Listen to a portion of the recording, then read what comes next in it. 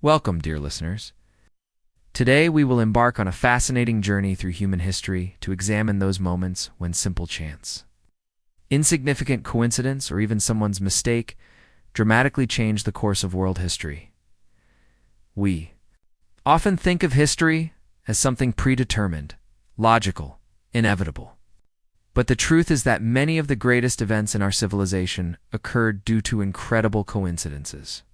Fortunate or tragic accidents that could have easily turned out completely differently. Imagine one wrong turn, one misunderstood message, one meeting that might never have happened, and all of human history would have taken a completely different path. Empires rose and fell, wars began and ended, great discoveries were made, and all of this often depended on the most incredible coincidences. Today we will tell you 7 amazing stories about how chance became the engine of history. June 28, 1914, Sarajevo, the capital of Bosnia and Herzegovina. This day was supposed to be triumphant for Archduke Franz Ferdinand, heir to the Austro-Hungarian throne. He came to the city on an official visit with his wife Sophie. But in Sarajevo, not only gracious hosts awaited him, a group of Serbian nationalists from the Black Hand. His organization was planning an assassination attempt on the Archduke's life. They believed that killing Franz Ferdinand would strike a blow against Austro-Hungarian dominance in the Balkans. The conspirators positioned themselves along the route of the motorcade. The first assassination attempt failed. One of the terrorists threw a bomb, but it hit another car, wounding several officers. Franz Ferdinand remained unharmed. It seemed the danger had passed. The Archduke even decided to visit the wounded from the explosion in the hospital, but it was here that chance played its fatal role. The driver who was taking Franz Ferdinand to the hospital didn't know the way. He turned the wrong way and stopped right in front of a cafe to turn around. And in this cafe sat 19-year-old Gavrilo Princip. Eating a sandwich, one of the conspirators, but already despaired of completing his mission after the failure of the first attempt. Princip couldn't believe his eyes. The car with the Archduke stood right in front of him, just a few meters away. He quickly drew his revolver and fired 2 shots. The first bullet hit Sophie. The second hit Franz Ferdinand. Within half an hour, both were dead. This accidental wrong turn changed the course of world history. The assassination of the Archduke became the pretext for starting World War I. Austria-Hungary declared war on Serbia. Russia stood up to defend. Germany supported Austria-Hungary. France and Britain entered the war against Germany. Over 4 years of war, more than 17 million people died. 4 empires collapsed: German, Austro-Hungarian, Ottoman, and Russian. The world map was redrawn. It all began because a driver took a wrong turn and a young terrorist decided to stop at a cafe for a sandwich. Imagine what would have happened if the driver had known the way, or if Princip had stayed home that day. Perhaps World War I would never have started, or would have started much later, and for completely different reasons. Millions of people would have remained alive. Empires would have continued to exist in of history. The 13th century. The mighty Mongol Empire under the leadership of Kublai Khan, grandson of Genghis Khan, had reached unprecedented size. The Mongols had conquered China, defeated Russian principalities, and reached Europe. It seemed no one could stop their hordes. Kublai's gaze turned to Japan, a mysterious island nation that had never been conquered by foreign enemies. In 1274, the Mongols assembled a huge fleet, about 900 ships with a 40,000-strong army, and set sail across the Korean Strait to the shores of Japan. Japanese samurai fought bravely, but the forces were too unequal. Mongol troops landed on Kyushu Island and began pushing back the defenders. The Japanese prayed to their gods for salvation, but the situation seemed hopeless, and then the incredible happened. A sudden, powerful storm struck. Enormous waves scattered the Mongol fleet, many ships sank, thousands of warriors drowned. The remnants of the army were forced to retreat. The Japanese called this saving storm kamikaze, divine wind. They believed that the gods themselves were protecting their island homeland from invaders. But Kublai did not give up. In 1281, he assembled an even more grandiose armada, to 4,400 ships and 140,000 warriors. This was one of the largest naval expeditions in human history. It seemed nothing could stop the Mongols this time. The Japanese again desperately resisted. They built a stone wall along the coast, used new tactics of night attacks on ships. But even this time, the forces were unequal, and again the incredible happened. On August 15, 1281, at the height of the battle, an even more terrible typhoon struck. Giant waves several stories high crashed into the Mongol fleet. In one night, thousands of ships were destroyed. More than 100,000 warriors perished. These two divine winds forever changed the history not only of Japan, but of the entire world. Japan remained the only major country that the Mongols were never able to conquer. This strengthened the Japanese belief in their special destiny, that their country was under the protection of the gods, isolated from the outside world. Japan went its own unique path of development. A special samurai culture formed, which lasted until the 19th century. And the memory of kamikaze survived until World War II, when Japanese suicide pilots received the same name. What would have happened if those storms had not struck? Japan would have become part of the Mongol Empire. There would have been no samurai culture, no isolation of Japan. And all the history of the Far East would have taken a different path.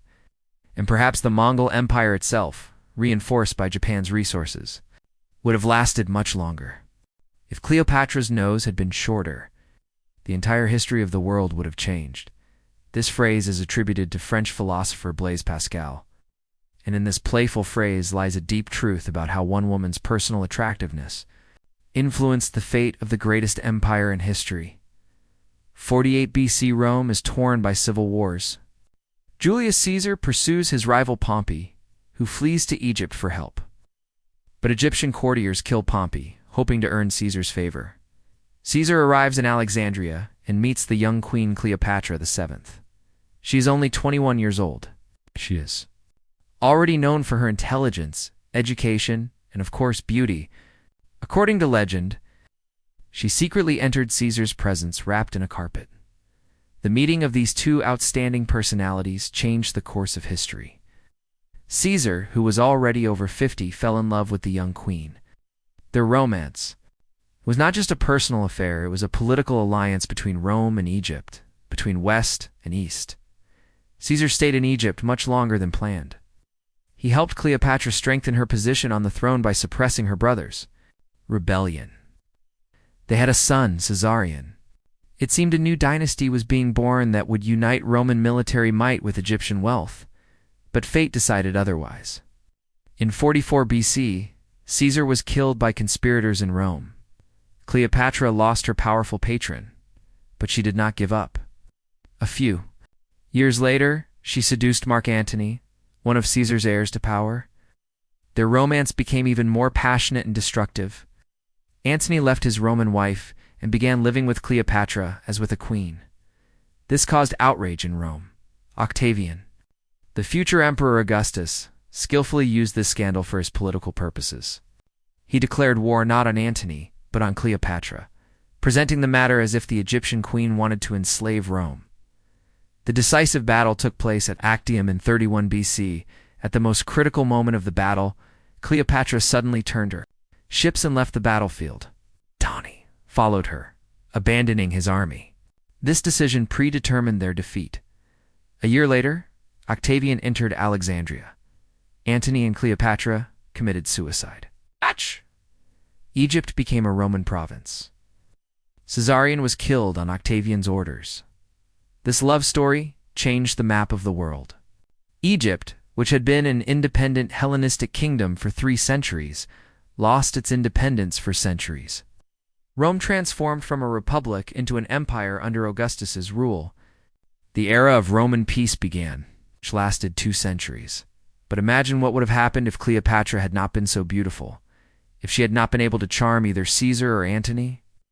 Perhaps Egypt would have remained independent. Perhaps there would have been no Roman Empire as we know it. And maybe the capital of the united world would have been not Rome, but Alexandria. On June 24, 1812, Napoleon's Grand Army, numbering more than 600,000 men, crossed the Neman River, and invaded Russia. This was the largest army Napoleon had ever assembled. Its ranks fought French, Germans, Poles, Italians, Dutch representatives of almost all European nations. Russian troops retreated, luring the enemy deep into the country. Napoleon had counted on a quick victory, on a general battle somewhere near the border. But the Russians avoided major battles, applying scorched earth tactics. On September 7th, the bloody Battle of Borodino took place. Both sides suffered enormous losses, but neither achieved decisive advantage. The Russians retreated, but the army was preserved. On September 14th, Napoleon entered Moscow, abandoned by its inhabitants. He expected Russian Tsar Alexander I to ask for peace. But instead of negotiations, the Moscow fire began. The city burned for 4 days, turning into ruins. Napoleon realized he was trapped. Winter was approaching, and his army was not prepared for a prolonged campaign. Food supplies were running out. On October 19th, the French began retreating from Moscow, and here chance played a decisive role in history. Napoleon planned to retreat along the southern road through Kaluga, where there was more food and where his army could winter.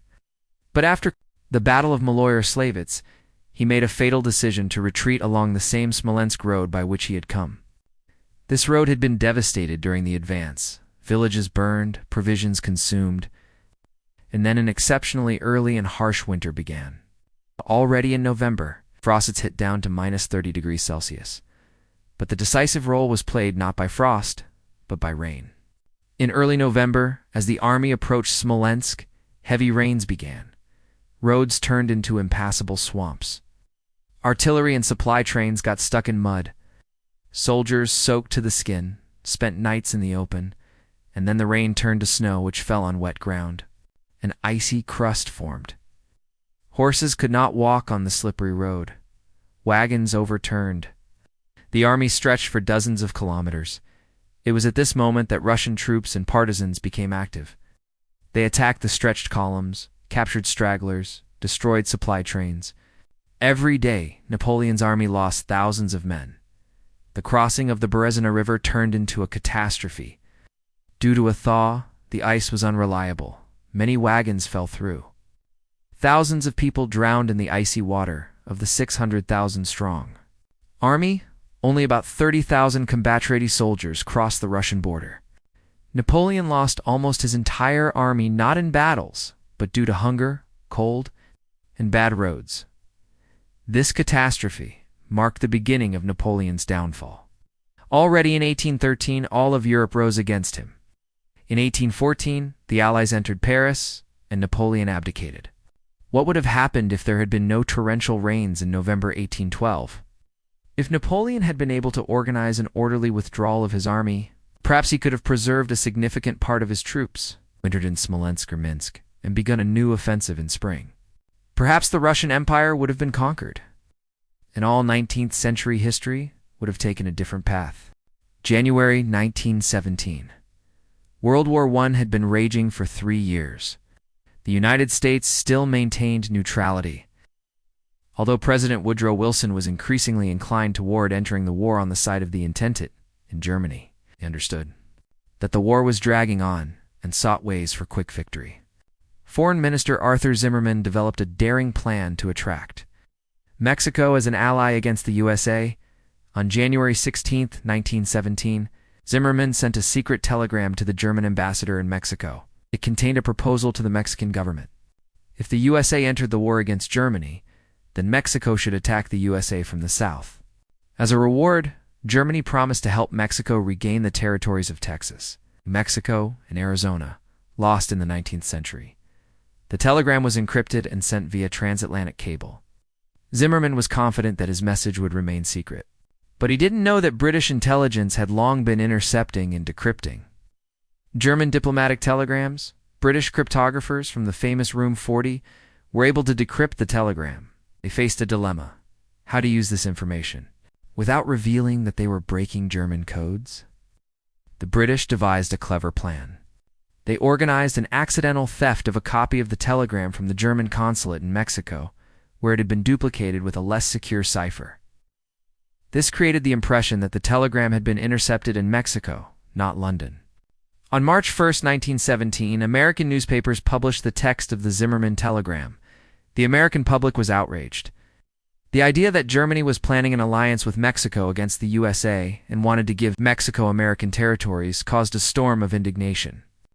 Before this, many Americans opposed entering the European war.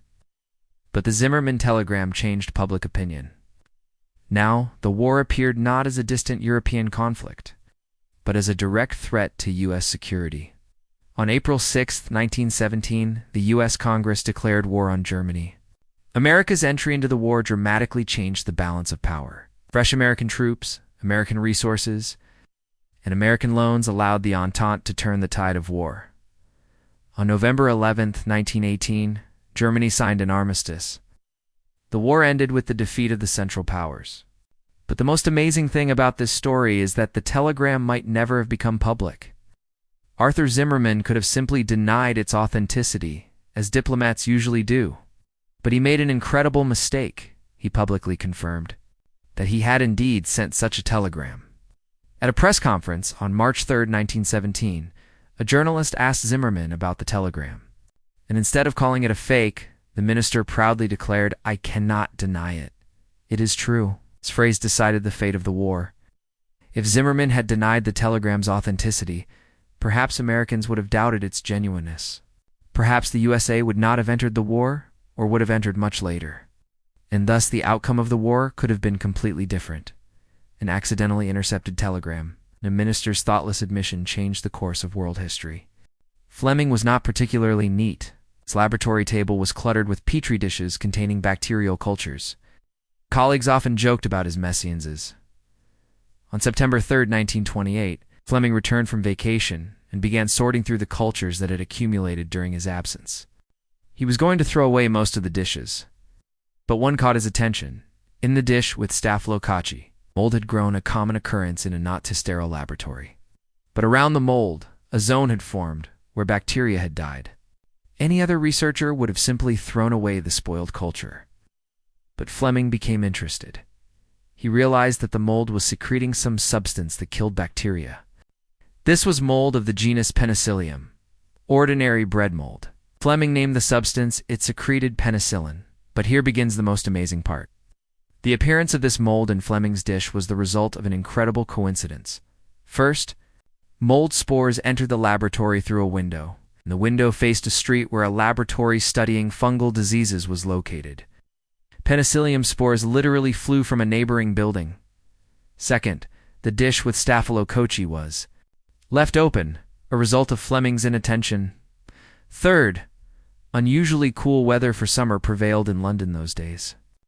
This created ideal conditions for mold growth, while simultaneously slowing bacterial growth. Fourth, Fleming didn't throw away the dish immediately as he usually did, but set it aside for several days. And finally, most importantly, Fleming had enough scientific intuition to notice the unusual phenomenon and become interested in it. If even one of these conditions had not been met, penicillin might have been discovered much later, or by someone else entirely. Fleming published his discovery, but at first it didn't generate much interest.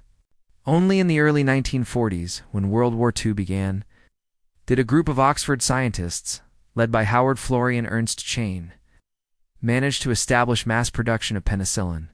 Penicillin became the first true antibiotic, saved millions of lives. During and after the war, before penicillin's discovery, an ordinary scratch could lead to death from blood poisoning. Post-operative infections were the main cause of mortality in surgery. The discovery of penicillin marked the beginning of the antibiotic era. Dozens of new drugs were created, many infectious diseases were conquered. Average life expectancy increased by decades.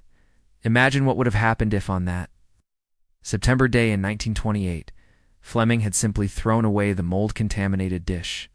Without paying attention to it, perhaps the antibiotic era would have begun a decade later. Millions of people who survived thanks to penicillin would have died from infections. The entire history of 20th century medicine would have taken a different path. Accidental mold in a messy laboratory changed the fate of millions of people. October 12, 1492.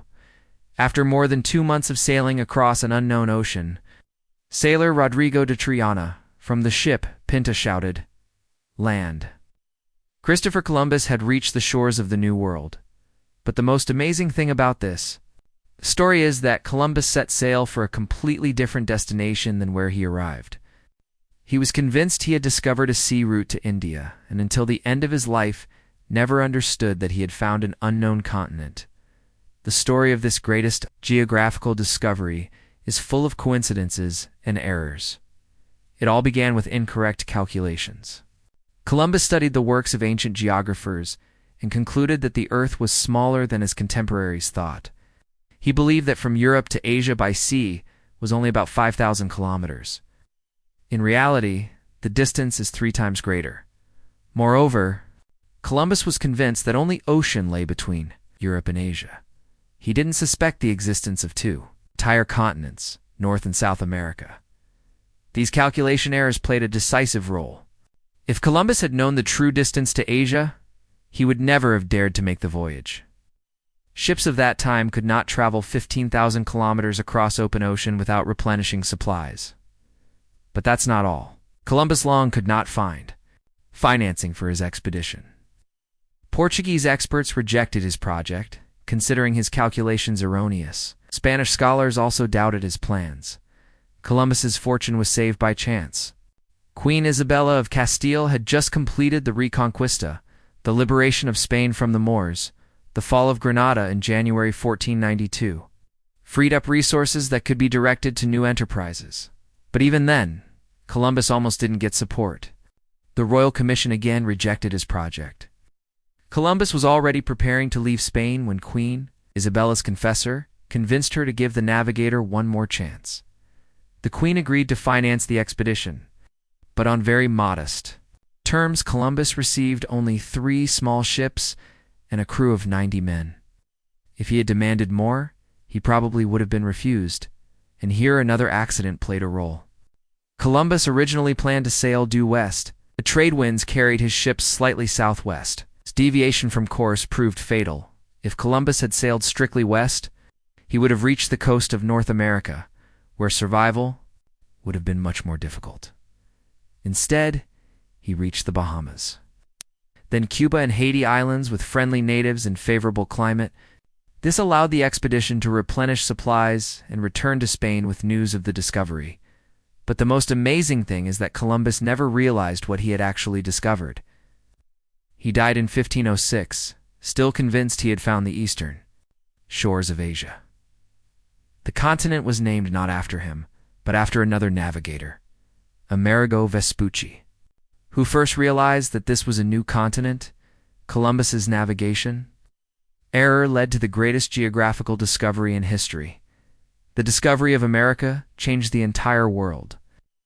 Gold and silver from the New World shifted the balance of power. In Europe, new products, potatoes, tomatoes, corn, tobacco, changed the diet and economy of the Old World. The colonization of America led to the creation of new states, the mixing of races and cultures, and the formation of the modern world. Millions of Europeans found new homes across the ocean, while millions of indigenous Americans died from diseases and wars. What would have happened if Columbus had not made his calculation errors? If he had known that Asia was 3 times farther away, perhaps, America would have been discovered decades or even centuries later. Perhaps the colonization of the New World would have proceeded completely differently, and the modern world would look entirely different. An accidental error in calculations led to the discovery that changed the fate of humanity. We have told you 7 stories about how chance, coincidence, and pure accident shaped the course of world history. A wrong turn, bad weather, a calculation error, accidental mold, an intercepted letter, all these seemingly insignificant events had consequences that affected millions of people and entire civilizations. These stories remind us that history is not a predetermined script, but a living process where every moment can become a turning point. Behind every great event lie not only the actions of outstanding personalities and inevitable historical forces, but also simple human chance. Perhaps at this very moment, somewhere in the world, events are occurring that will seem like mere accident. 2 contemporaries, but which future historians will call turning points in human history. After all, we never know which butterfly wing flap will cause a hurricane that changes the world. The future remains unwritten, and chance continues to be one of the most powerful forces shaping our destiny. Who knows what surprises tomorrow holds for us, and how today's accidents will be viewed by future generations. Thank you for your attention, dear listeners. Remember, history is made not only by great personalities and powerful forces, but also by countless small coincidences that, merging together, create the great river of time in which we all sail.